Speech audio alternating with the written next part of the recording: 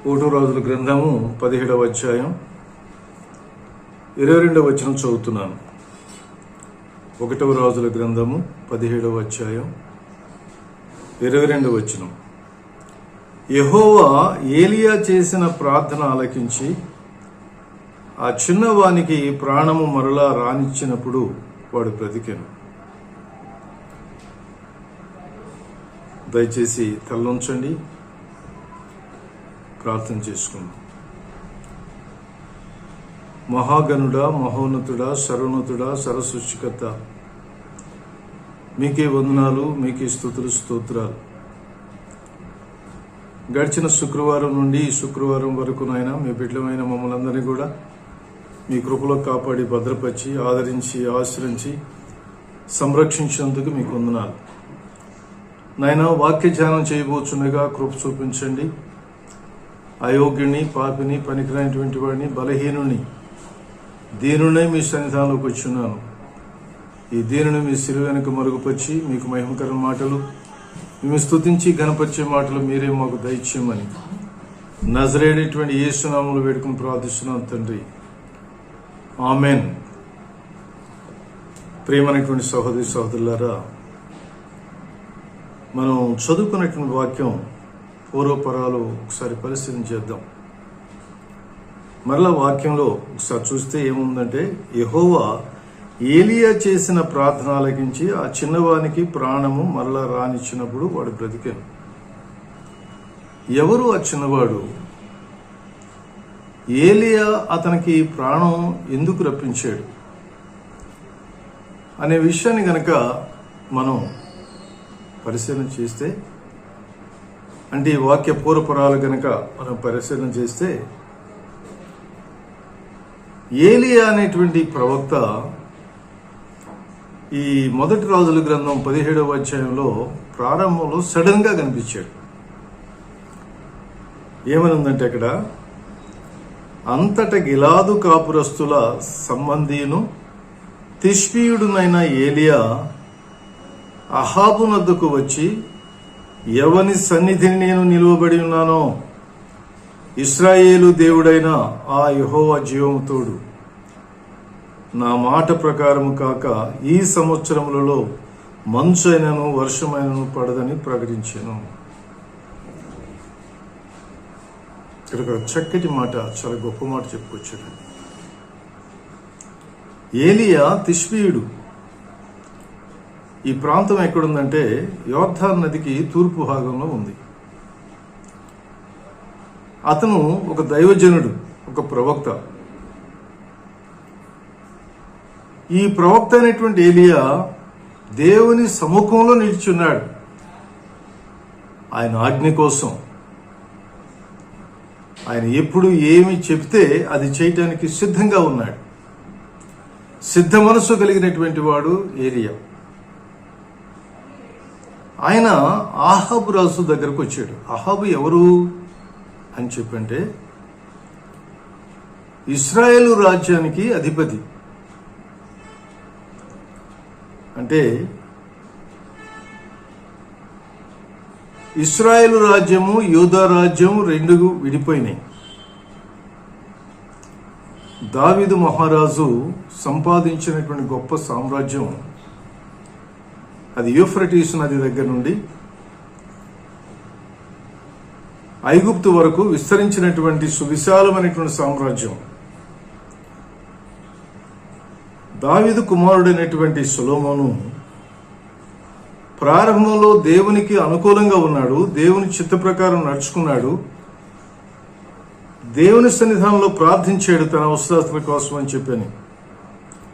అందుకని దేవుడు అతనికి అపారమైనటువంటి జ్ఞానం, ఎవరికీ లేనటువంటి జ్ఞానం సొలొమోనుకి ఇచ్చాడు, సంపదనిచ్చాడు అడగకుండానే. కానీ అనేక మంది స్త్రీలను వివాహం చేసుకున్నాడండి. ధర్మశాస్త్రానికి విరుద్ధంగా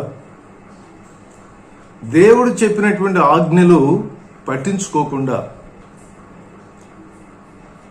ఆయన 700 మంది స్త్రీలతో వివాహం చేసుకున్నాడట. ఇంకొక 300 మంది ఉపపత్నులట. అంటే 1000 మంది స్త్రీలతో ఆయన సంబంధం కలిగి ఉన్నాడు. ఆయన అసలు ఫస్ట్ ప్రారంభంలోనే ఐగుప్తు దేశపు యువరాణ్ణి పెళ్లి చేసుకున్నాడు. ఇవన్నీ కూడా దేవునికి వ్యతిరేకమైన కార్యాలు. అన్నిటికన్నా ఘోరమైనటువంటిది ఏమిటంటే, వృద్ధప్రాయంలో ఉన్నప్పుడు తన భార్యలు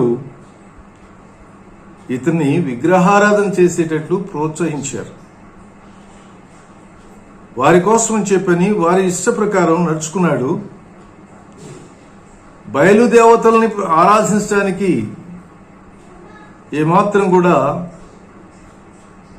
ప్రజల్ని అభ్యంతర పెట్టలేదు. అంతేకాకుండా మరి బిడ్డల్ని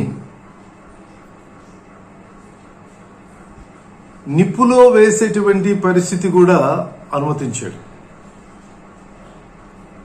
అంటే అగ్నిగుండంలో బిడ్డలు దహించడానికి కూడా ఆయన పర్మిషన్ ఇచ్చాడు.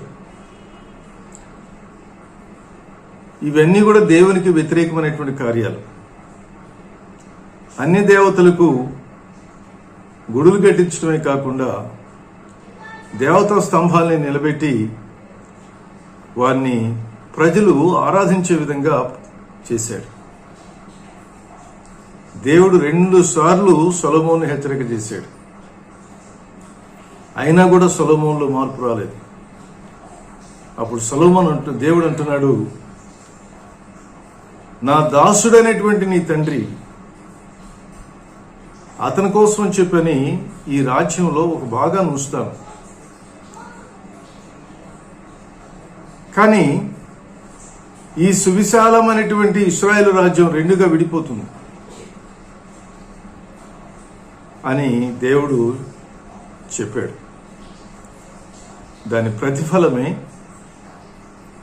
ఇశ్రాయేలు రాజ్యం యోధా రాజ్యంగా డివైడ్ అయిపోయింది. ఈ ఇశ్రాయేలు రాజ్యానికి అధిపతి ఇప్పుడు అహాబు. ప్రారంభంలో అహాబు మంచివాడుగానే కనిపిస్తున్నాడు. కానీ యెజెబెల్ని వివాహం చేసుకోవడం వలన అన్య దేశపు రాణి ఆమె, అన్ని దేవతలను ఆరాధించేటువంటి ఆమె దేశంలో బయలు దేవత విగ్రహాల్ని పెట్టడానికి అనుమతించడమే కాకుండా ఆ బయలుదేవతను ఆరాధించేటువంటి ఆరాధికుల్ని అంటే యాజకుల్ని కూడా రప్పించింది. సుమారుగా 450 మందిని. అషేరా దేవికి సంబంధించినటువంటి వాళ్ళు 400 మంది యాజకులు. వీళ్ళంతా కూడా వాళ్ళందరినీ కూడా రప్పించి ఆ ప్రాంతం అంతా కూడా, ఇశ్రాయేలు దేశం అంతా కూడా విగ్రహారాధనతో నిండిపోయేటట్లు చేసిందండి. వాళ్ళిద్దరు కలిసి చేశారు. దాని ఫలితం దేవుని యొక్క ఉగ్రత, దేవుని యొక్క శిక్ష ఈ దేశం మీదకి వచ్చింది. ఒకసారి మనం లేవియ కాండం 26వ అధ్యాయంలో 3వ వచనం నుండి చూద్దాం. మీరు నా కట్టడలను బట్టి నడుచుకొని నా ఆజ్ఞలను ఆచరించి వాటిని అనుసరించి ప్రవర్తించిన ఎడల మీ వర్షాకాలంలో మీకు వర్షమిచ్చేదను, మీ భూమి పంటలనిచ్చును, మీ పొలముల చెట్లు ఫలించును, మీ ద్రాక్ష పండ్ల కాలము వరకు మీ నూర్పు సాగుచుండును, మీరు తృప్తిగా భుజించి మీ దేశంలో నిర్భయముగా నివసించెదరు. ఎప్పుడు ఇదంతా కూడా దేవుని మాట విన్నప్పుడు, దేవుని యొక్క నీడలో నడిచినప్పుడు, దేవుని చిత్తానుసారంగా మసలుకున్నప్పుడు, అంతేకాకుండా ప్రజలు దేవుణ్ణి వెంబడించినప్పుడు ఈ గొప్ప కార్యాలు, ఈ మంచి కార్యాలు జరుగుతాయట. ఏమంటున్నాడు? మీరు నా కట్టడలను బట్టి అంటే ధర్మశాస్త్రాన్ని బట్టి నడుచుకున్నట్లయితే నా ఆజ్ఞను ఆచరించి వాటిని అనుసరించి ప్రవర్తించిన ఎడల మీ వర్షాకాలములలో మీకు వర్షం ఇచ్చేదను. వర్షాకాలంలో సంపూర్ణంగా వర్షం ఇస్తాను. వర్షం ఎప్పుడైతే వస్తుందో చక్కగా పంటలు పండుతాయి, మీకు సమృద్ధి కలుగుతుంది, మీరు సమృద్ధిగా భుజిస్తారు. ఒకవేళ అలా గనక చేయకపోతే, అది కూడా చెప్తున్నాడు దేవుడు. 18వ వచనం చదువుతున్నాను చూడండి.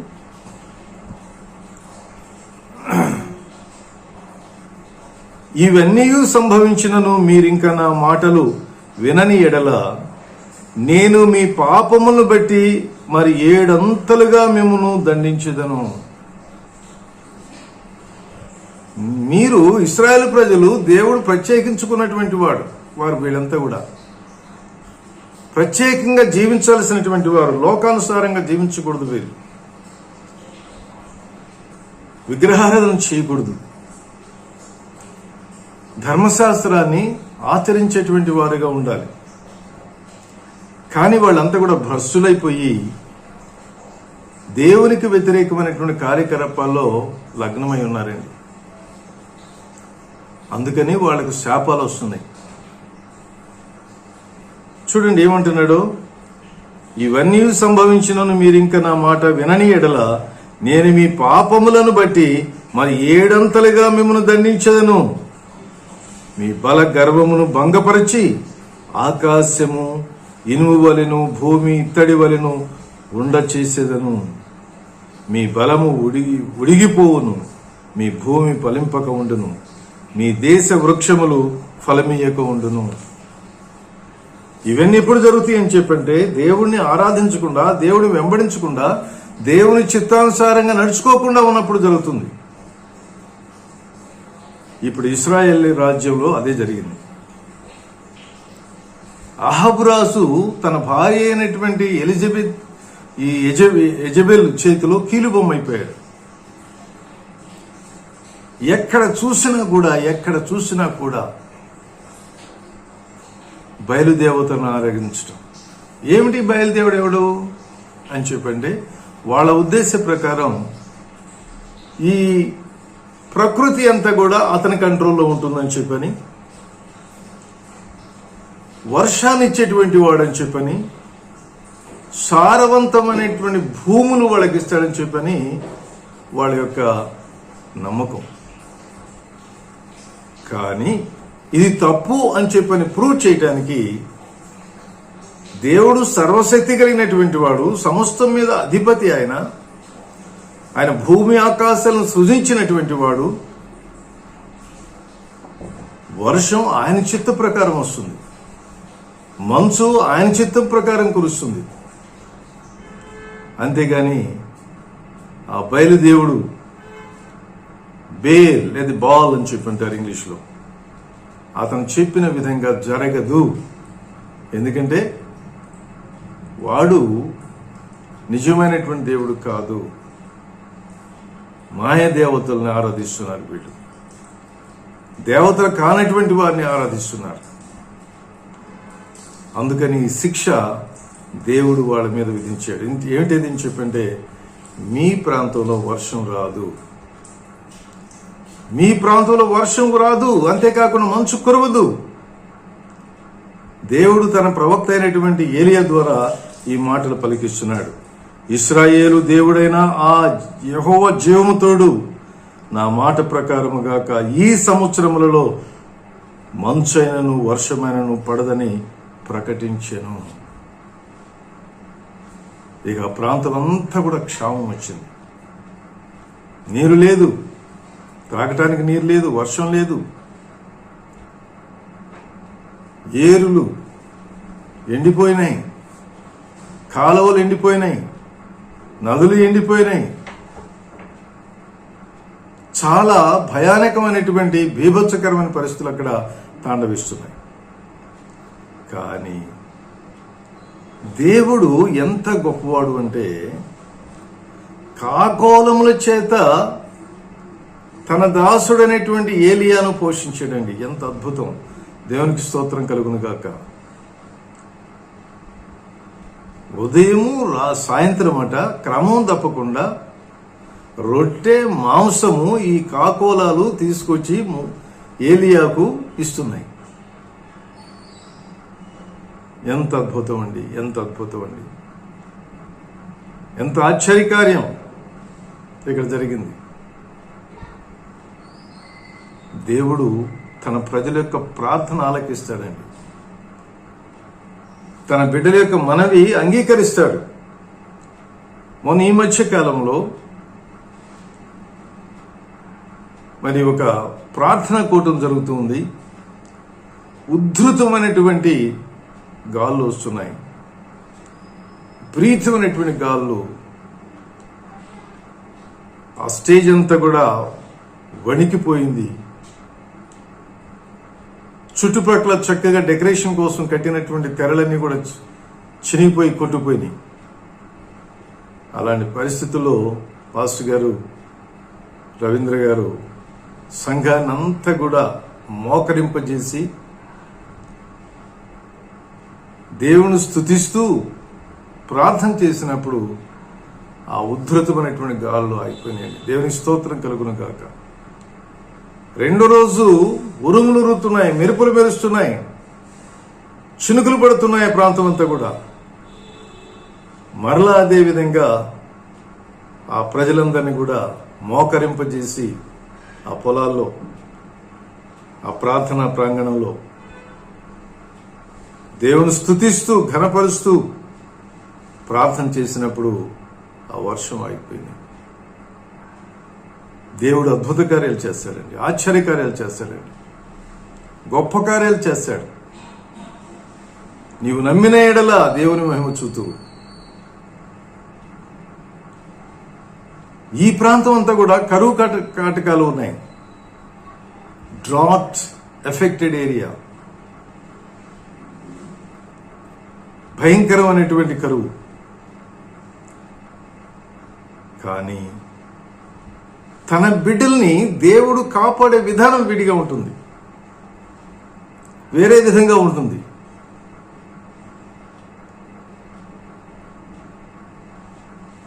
ఏలియాను వెళ్ళి అక్కడ కెరీతు వాగు దగ్గర నువ్వు అక్కడ ఉండు అని చెప్పన్నాడు. చూడండి, వాక్యం చదువుదాం. అక్కడ ఏమని చెప్పాడు?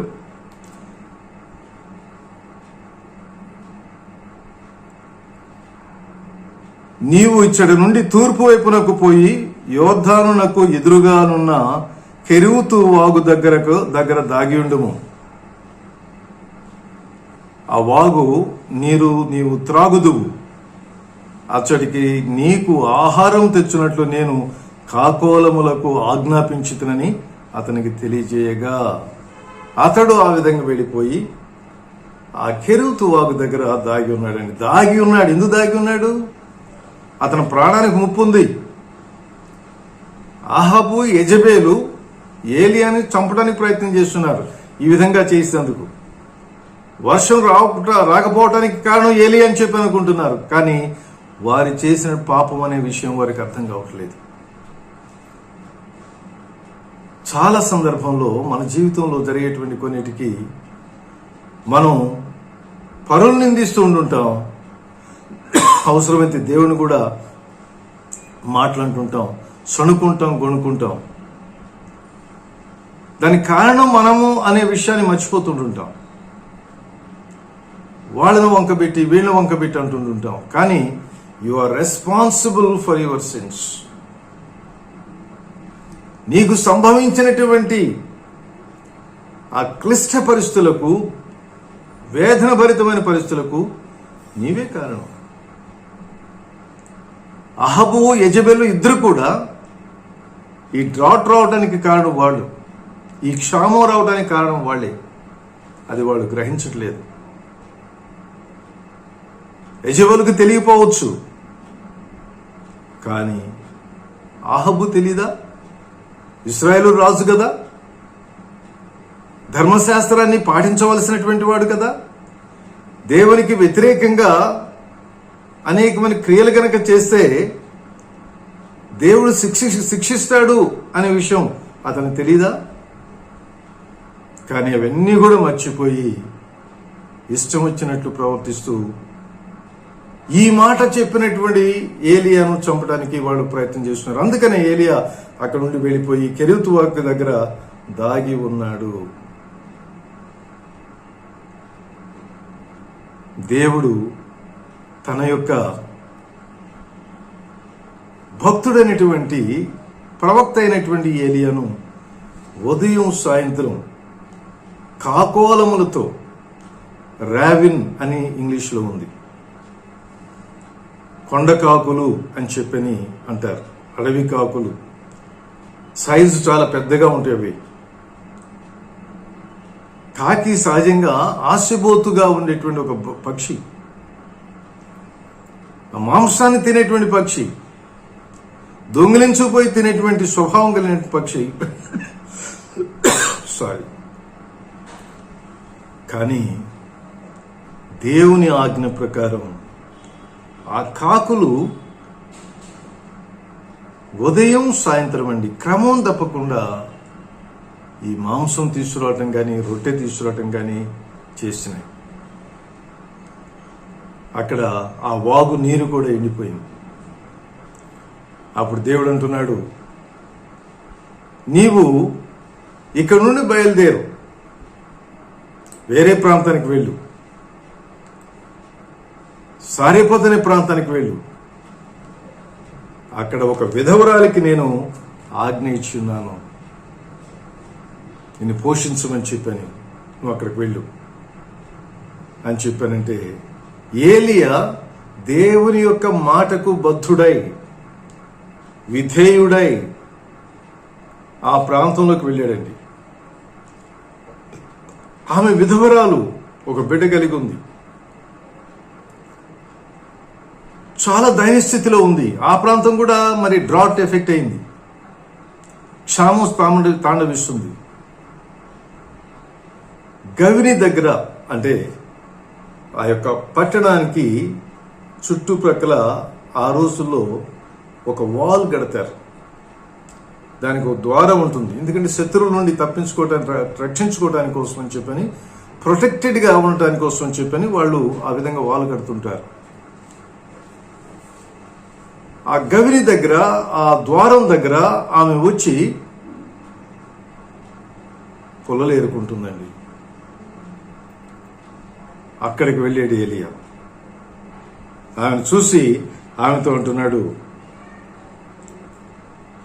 10వ వచనంలో, త్రాగుటకై పాత్రలో కొంచెం నీళ్లు నాకు తీసుకుని రమ్మని వేడుకొనెను. ఆ విధురాలతో అంటున్నాడు ఏలియా, అమ్మా నాకు దాహం అవుతుంది, దయచేసి కొంచెం నీరు తీసుకురా అని చెప్పారన్నాడు. ఆమె నీళ్లు తేబోచుండగా ఆమె వెళుతుంది. పాపం వెంటనే ఇంకొక మాట అన్నాడు, నీ చేతిలో తేబోచుండగా అతడు ఆమెను మరలా పిలిచి, నాకు ఒక రొట్టె ముక్కను నీ చేతిలో తీసుకుని రమ్మని చెప్పినమ్మా, నీళ్ళు తీసుకురావడానికి వెళ్తున్నావు, ఆకలిగా కూడా ఉంది నాకు, దయచేసి ఒక రొట్టె ముక్కను కూడా నీ చేతిలో తీసుకురమ్మా అని చెప్పానన్నాడు. అప్పుడు ఆ స్త్రీ తన యొక్క యథాస్థితిని, తన ఏ విధమైన స్థితిలో ఉందో ఆ స్థితినంతా కూడా ప్రవక్త తెలియజేస్తుంది. అందుకమే నీ దేవుడైన యెహోవా జీవముతోడు, ఆయన చూస్తే ఎలాగున్నాడు అని చెప్పంటే ఒక ఇశ్రాయేలు దేశస్థుడిలాగా ఉన్నాడు. అంతేగాని ఈ అన్య ప్రాంతపు మనిషిలాగా లేడు.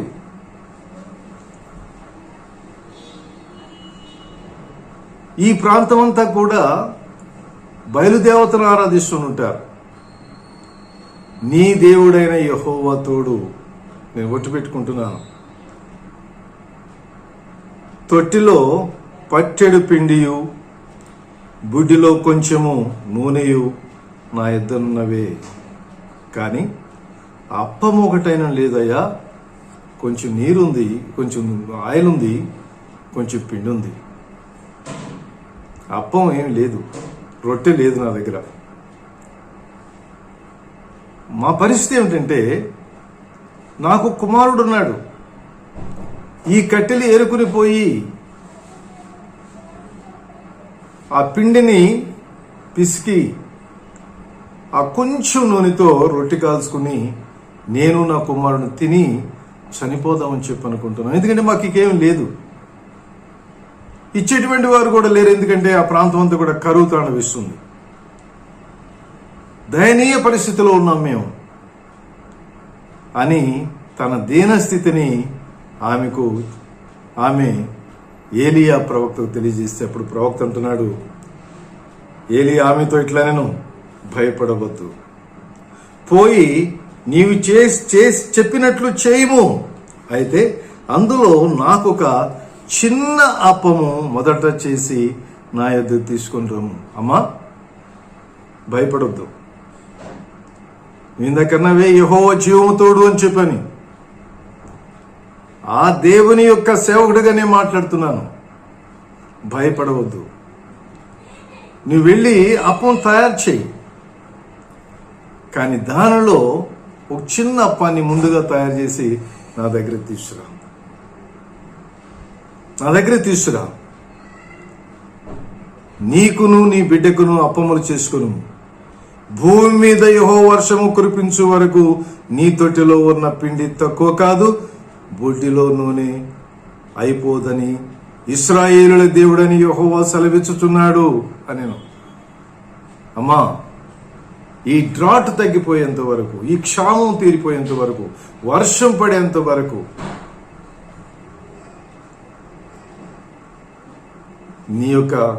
నీ యొక్క పాత్రలో ఉన్నటువంటి ఆ పిండి తరిగిపోదు, నీ దగ్గర ఉన్నటువంటి నూనె తరిగిపోదు అని నా దేవుడు, ఇశ్రాయేలు దేవుడు, సైన్యాధిపతి అనేటువంటి దేవుడు, మహోన్నతుడైనటువంటి దేవుడు, భూమి ఆకాశాలను సృజించిన సృష్టికర్త సెలవిస్తున్నాడమ్మా. నువ్వు భయపడొద్దు, ధైర్యంగా వెళ్ళి నేను చెప్పిన విధంగా చేయి అని చెప్పాను. ఆమెతో అన్నాడు. ఆమె వెళ్ళి ప్రవక్త చెప్పిన విధంగానే చేసిందండి. అద్భుతం, అద్భుతం. ఆ నూనె ఇక తరిగిపోలేదు, ఆ పిండి కూడా కొదువ కాలేదు. ఆమె బిడ్డ ప్రవక్త చక్కగా బ్రతుకుతున్నారు, ఆహారం తీసుకుంటూ. దేవుడు తన కార్యాల్ని అద్భుతంగా చేయగలడు, ఆశ్చర్యకరంగా చేయగలడు. యేసుక్రీస్తు ప్రభు వారి దగ్గరికి 5 రొట్టెలు 2 చిన్న చేపలు తీసుకొచ్చారు శిష్యులు. యేసుక్రీస్తు ప్రభు వారు ప్రజలకు సువార్తను ప్రకటించారు. 3 రోజుల పాటు వారు అక్కడే ఉన్నారు. వారు ఆహారం తీసుకోకుండా ఉన్నారు. ప్రభు అంటున్నాడు శిష్యులతో, మరి వీళ్ళు ఆహారం తీసుకోలేదు, ఒకవేళ స్పృహపడి పడిపోతారేమో, అందుకని వాళ్ళకి ఆహారం పెడదాము అని చెప్పారంటే శిష్యులు అన్నారు, అయ్యా ఇంతమందికి ఆహారం తీసుకొచ్చి పెట్టమంటే ఎలా సాధ్యం అవుతుంది?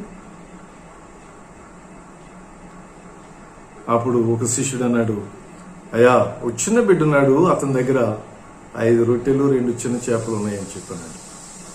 అది తీసుకురమ్మన్నాడు ప్రభు. ఆకాశం వైపు చూసి దేవునికి కృతజ్ఞతాస్తుతులు చెల్లించి ఆ రొట్టెల్ని ఇరిచి తన శిష్యులకు ఇచ్చాడు. ఆ చేపలను కూడా ఆశ్రయించి ఇచ్చాడు. అవి తీసుకువెళ్ళి వారందరిని కూడా బారులు తీరి కూర్చోబెడితే వారంతా కూడా ఆహారం తీసుకున్నారండి.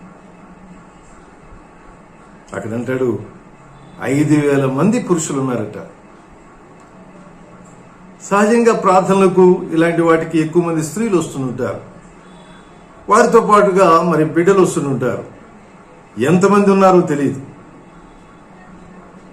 5,000 మంది పురుషులని చెప్పన్నాడు, కానీ స్త్రీలు ఎంతమందో చిన్నపిల్లలు ఎంతమందో తెలియదు. కానీ వారంతా కూడా సమృద్ధిగా భోజనం చేశారండి. దేవుని స్తోత్రం కలుగును గాక. అద్భుత రీతిగా దేవుడు వారికి ఆహారం పెట్టాడు. మిగిలినటువంటి ముక్కలన్నీ కూడా ఎత్తమని చెప్పండి. 12 గంపలు ఎత్తారట. దేవుని స్తోత్రం, హల్లెలూయా. ఇశ్రాయేలు ప్రజలు అరణ్యంలో ప్రయాణం చేస్తూ ఉన్నారు. ఐగుప్తు బానిసత్వం నుండి దేవుడు వారిని విడిపించి తీసుకుని వస్తుంటే వారు దేవర్ ట్రావెలింగ్ ఇన్ ద విల్డర్నెస్, అడవి ప్రాంతంలో కూడా ప్రయాణం చేస్తున్నారు. వారికి ఆహారం కావాలి, వాళ్ళు అంతకుముందు సనుక్కున్నారు, కొనుక్కున్నారు. మమ్మల్ని తీసుకొచ్చి ఇక్కడ చంపడానికా తీసుకొచ్చిందని చెప్పని కూడా అన్నారు. మోషేను దేవుడిని విమర్శించారు. కానీ దేవుడు వారి కోసమట ఆహారం నేను తీసుకొచ్చిస్తాను, వారి కోసం ఆహారం పెడతాను ఈ అరణ్యంలో అని చెప్పన్నాడు. దేవుని స్తోత్రం కలుగును గాక. ఆ విధంగానే మరి వారందరికీ కూడా ఆహారం పెట్టాడండి దేవుడు. నిర్గమకాండం 16 అధ్యాయంలో కొన్ని వచనాలు మనం చూద్దాం.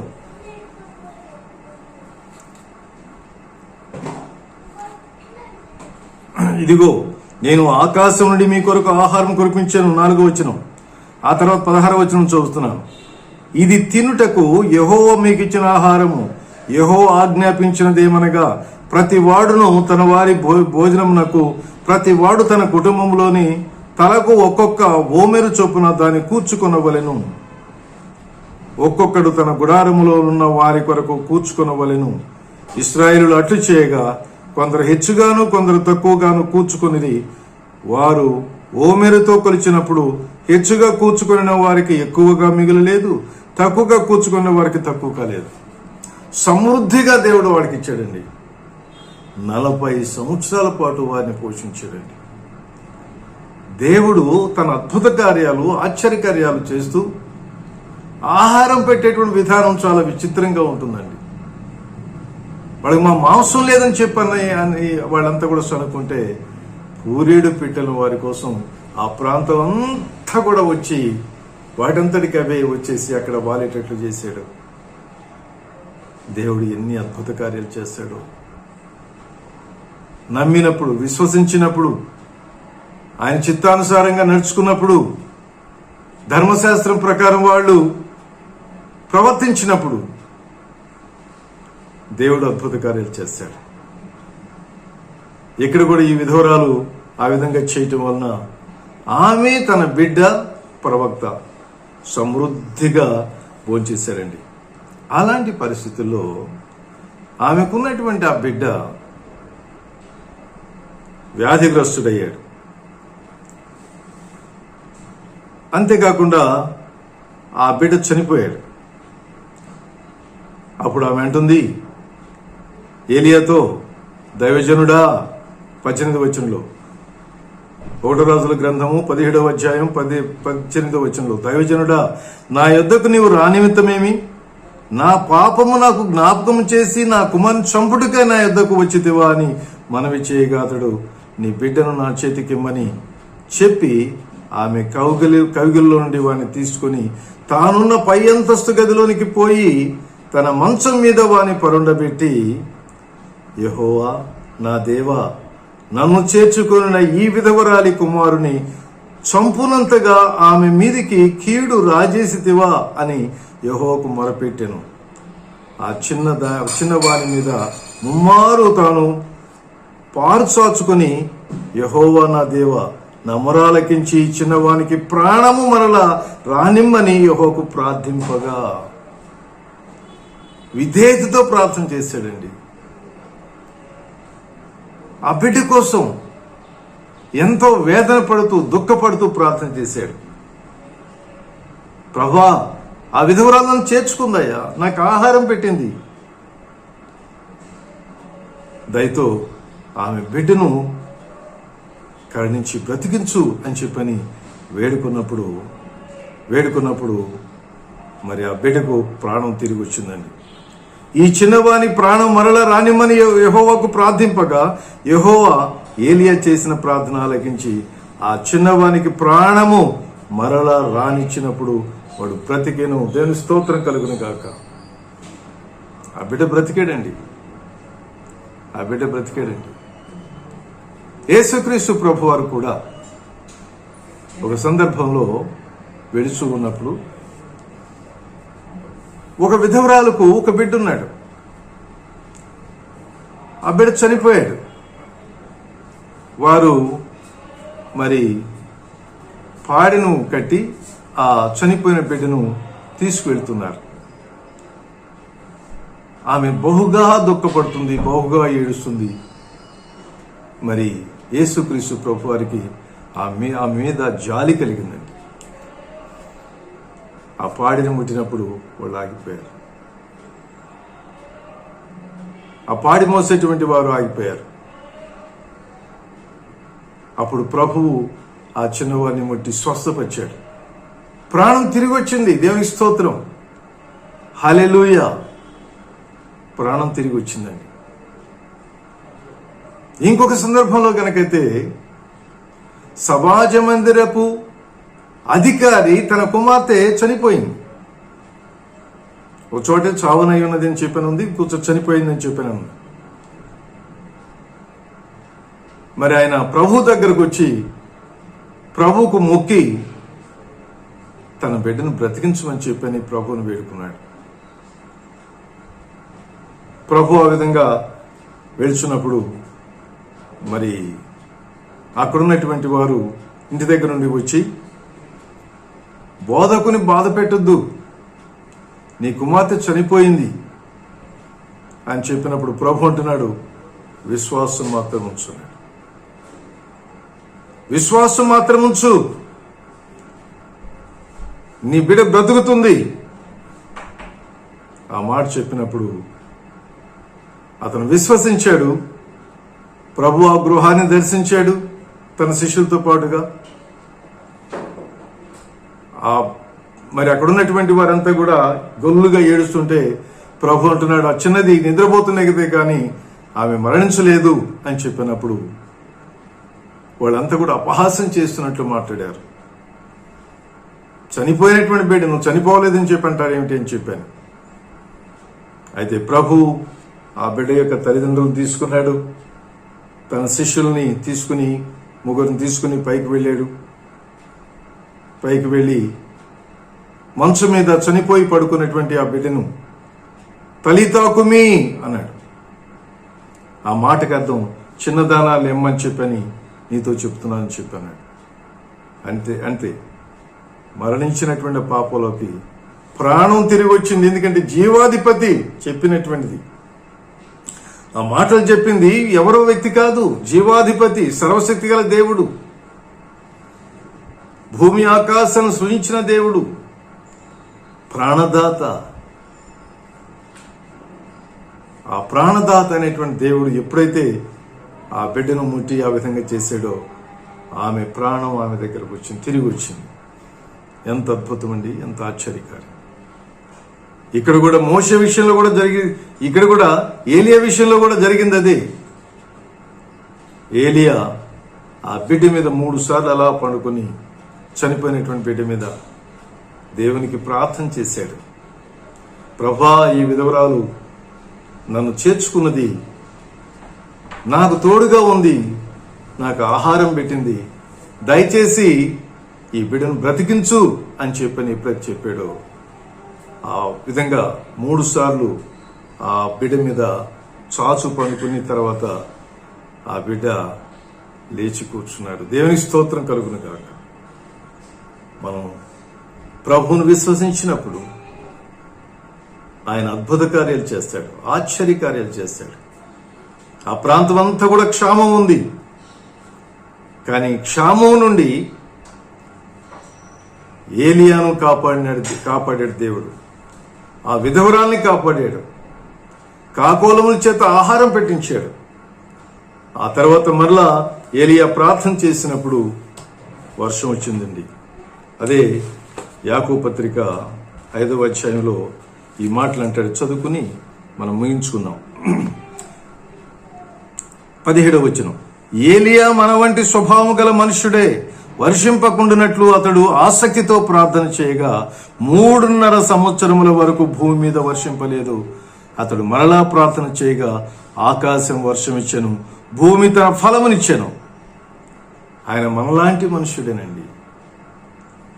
ఆసక్తితో ప్రార్థన చేశాడు.